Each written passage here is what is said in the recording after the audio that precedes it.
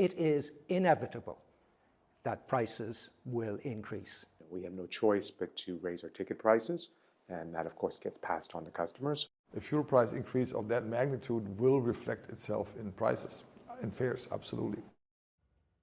You heard it there. The price to fly, it's going up. You just heard from some of the top executives in the airline industry on just how much the war in Iran is affecting things right here at home. President Donald Trump is now asking Israel to stop attacks on Iran's gas infrastructure. ABC's Patrick Revell has more on the growing fears about a global energy crisis. Overnight, Israel and Iran again trading airstrikes amid growing fears over a global energy crisis. Israel's Prime Minister Benjamin Netanyahu now saying he will not attack Iran's oil and gas facilities again for now.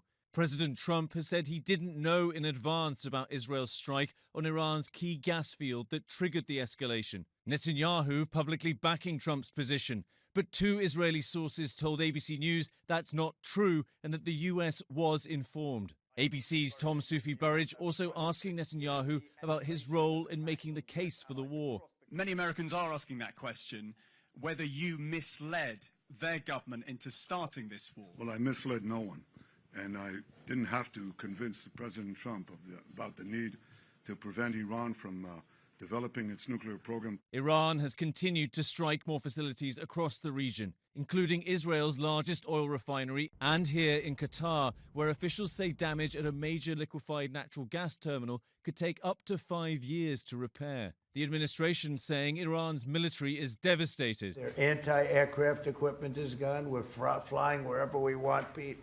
We have nobody even shooting at us. But yesterday, Iran hitting an American F-35 stealth fighter jet on a combat mission over Iran. Sources say the pilot safely made an emergency landing at a US base. The jet cost roughly $100 million.